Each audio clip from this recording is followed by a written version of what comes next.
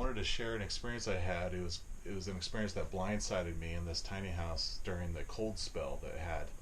If you didn't see my other videos about the last 2 years of me living in this the main house and in this tiny house during the winter vortex that came through that was below zero and everything. A lot of things froze, and something similar happened here, but there was something I didn't anticipate. And I thought it was important enough to share with you because I learned some things from it. I learned some things about myself and my limitations.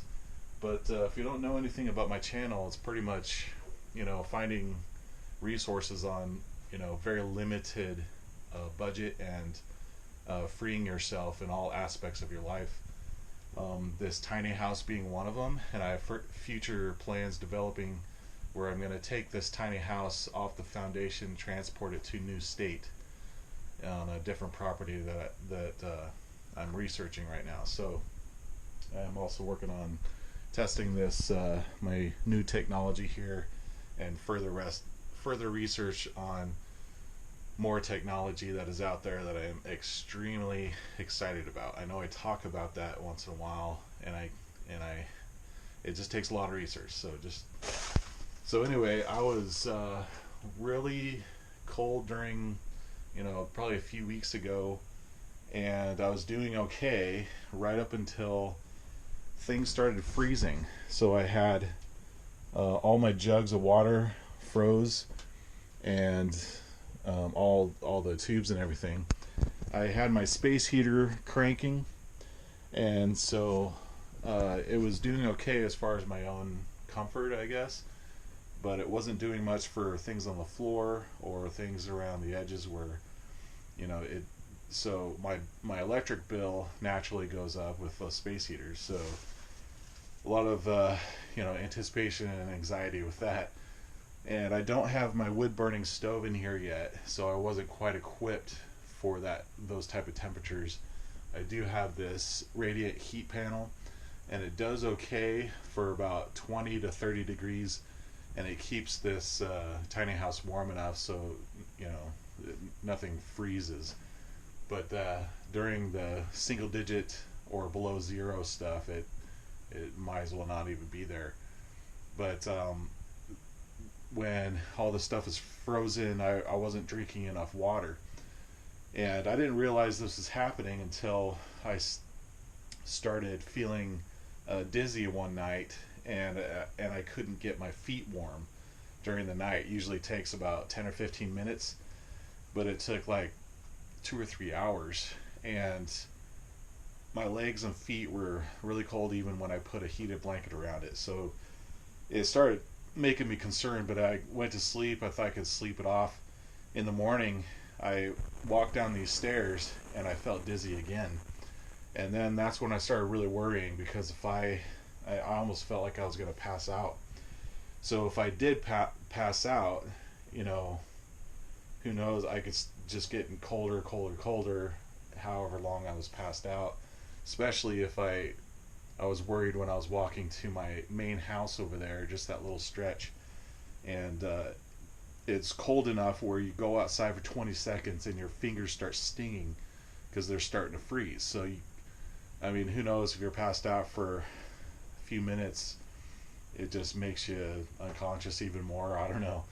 But it worried me to a point where I thought about calling an ambulance. I was trying to avoid that, but I just called someone from my church I knew he had a lot of like testing equipment because he's diabetic. So I thought, man, is my blood sugar really high or something? And I did eat a couple gourmet cinnamon rolls and stuff the night before, so I'm like thinking that. I went over there, we just talked it through, and I thought, if I passed out, at least I'm passing out in front of somebody so they could do something, and I'm not, frozen out in the middle of nowhere. Nobody knows it. Not middle of nowhere, but it's in a tiny house. Nobody's gonna know for a while. But I talked to him, and I started thinking of dehydration, and that made sense with everything. With the cold, I wasn't able to tolerate it as much, and my circulation to my legs and feet, and the dizziness when I stood up as it was cold. And so I decided to just go to my sister's, lives in Missouri, so I did that, and I had to bail out for a couple weeks until I got warm again. I wanted to share that experience because who knows, dehydration can sneak up on you if it's cold, and I didn't realize that. Every time I wanted to take a drink of water, I just wouldn't drink it because it was frozen. I did heat some up and drink some, but I just wasn't drinking enough. And it's not like it's hot outside and I'm just, feeling thirsty. It was just, the cold really kind of tricks you, and so you don't know you're dehydrated. But I did come back, notice that this was busted open, so I'm gonna have to replace this thing. Luckily, it was only $2, but I really liked this design because it worked with the gravity-fed water. And then there was like a puddle of water that built up right here, and then when it froze, it just caused this to crumble. So I'm gonna have to redo this whole thing because it's not efficient with space and shelving and stuff like that. So I'm gonna have to redo a lot of things on there anyway. But that was my experience. I had to make sure everything was thought out, because even my composting bidet system, shower system, all in one, the drain was starting to collect water down there, and then it was frozen, so I couldn't even use that. So lesson learned. But by next year I'll have a wood burning stove here. I'm doing research in that, and it'll be a nice little, probably one of those cubs, called a cub, and something else. It's like a little square one. Also Kimberly stoves, I really like those because they're gas fire, but they're super expensive, like $3,000, $4,000. They're really awesome, I admit, but gosh, they need some competition. Anyway, so I may even try and make one. I don't know. I wanted to just give kind of an update on that, and just look forward to the plans of transporting this thing, and I have to try to figure that out once I get a property that will work with this.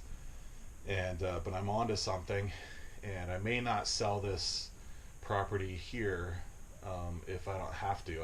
I'll keep it around as a place for my family to stay or something when they're visiting. But that's pretty much it, and I have a lot of technology research going. I know I say that once in a while, and it just takes a lot of time getting there. I know I say that a lot, but anyway, got some things coming.